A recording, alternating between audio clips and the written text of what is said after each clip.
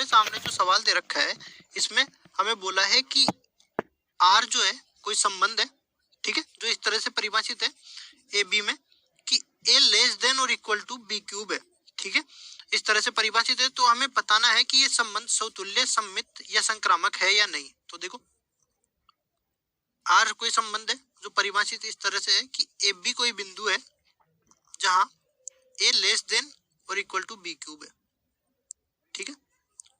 और आर को आर क्या है? आर वास्तविक संख्याओं का समुच्चय।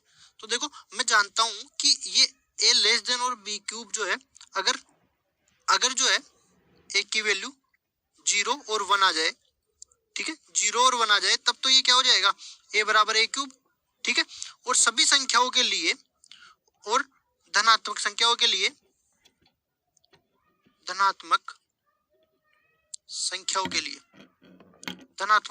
क्या हो जाएगा? ए लेस देन ए क्यूब, ठीक है। देखो 2 लेस देन 8 होता है, ठीक है। और ऋणात्मक संख्याओं के लिए भी देख लेता हूं मैं। ऋणात्मक संख्याओं के जैसे -2 ले लिया मैंने, -2 लेस देन और इक्वल टू -8 होता है क्या? देखो ये -2 लेस देन इक्वल टू -8 नहीं होता। तो मैं कह सकता हूं कि ये जो संबंध है ए से ए में वो परिभाषित नहीं है जो दिया गया जहां ए से लेस देन ए क्यूब, ठीक है। ए से लेस देन ए क्यूब में ये वास्तविक संख्याओं के समुच्चय में ये परिभाषित नहीं है, तो ये समतुल्य नहीं है। अब देखो मैं सममित देख लेता हूं मैं। अगर आर इस तरह का कोई संबंध है, ए से बी में परिभाषित है, मतलब ए लेस देन बी क्यूब है, ए लेस देन और इक्वल टू बी क्यूब है, ठीक है। तो मैंने मान लिया कि सभी धनात्मक संख्याओं और 0 के लिए ये संबंध सही है, ठीक है। तो मैं इससे ये निष्कर्ष नहीं निकलता कि बी लेस देन और इक्वल टू ए क्यूब होगा, ठीक है। क्योंकि देखो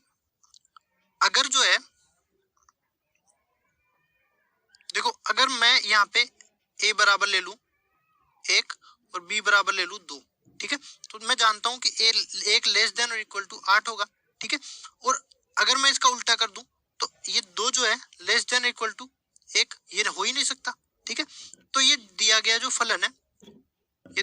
फलन है बी से ए में परिभाषित नहीं होगा, ठीक है। तो ये सममित नहीं है। अब मैं संक्रामक भी देख लेता हूं। देखो संक्रामक के लिए क्या होगा कि ए जो है आर कोई संबंध ए से बी में परिभाषित है और बी से सी में परिभाषित है, मतलब ए जो है less than equal to B cube है और बी जो है less than equal to C cube है, ठीक है। तो यहां से जो है A less than equal to C cube होगा, ठीक है। ये मेरे को बताना है।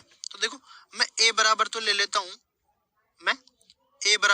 हूं, कोई भी माइनस की संख्या, जैसे -2 ले लिया मैंने, ठीक है। और बी बराबर मैंने ले लिया -1, ठीक है।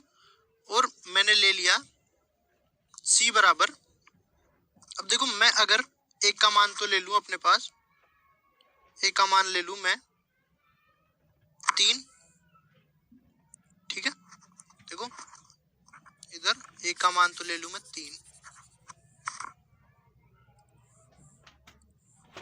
ए बराबर ले लिया मैंने 3, बी बराबर मैंने ले लिया 3/2 और सी बराबर अगर मैंने ले लिया 4/3, ठीक है। तो देखो बी क्यूब कितना हो जाएगा? बी क्यूब यहाँ से हो जाएगा 3/2 का स्क्वायर, मतलब 9/4, और 9/4 कितना होता है? 3.375। और देखो सी क्यूब भी ले लूंगा मैं, सी क्यूब क्या हो जाएगा? ये बी क्यूब कितना होगा? 27/8, और ये इसके बराबर होता है। और ये सी क्यूब कितना होगा? 64/27, ठीक है। और 64/27 कितना होता है? 2.37, ठीक है। तो देखो यहाँ से मेरे पास क्या आ जाएगा? देखो ए क्यूब, ए जो है छोटा है बी क्यूब से, देखो ये 3 जो है छोटा होता है 3.375 से, ठीक है। और बी जो है छोटा है सी क्यूब से, देखो 4/3 कितना होता है? 4/3 अपने पास होता है ये 3/2 अपने पास होता है, जो 3/2 छोटा होना चाहिए इससे, सी क्यूब से। तो देखो 3/2 होता है 1.5, लेस देन है ये 2.37 से, ठीक है। लेकिन ये ए लेस देन सी क्यूब, ये हमें सिद्ध करना है। तो देखो ए कितना है 3, ये छोटा नहीं है, ये छोटा नहीं है 3.3, सॉरी सी क्यूब कितना है 2.37, ये छोटा नहीं है 2.37 से। तो मैं कह सकता हूं कि अपने पास जो है एसी जो है दिए गए परिभाषा से ये संतुष्ट नहीं होता।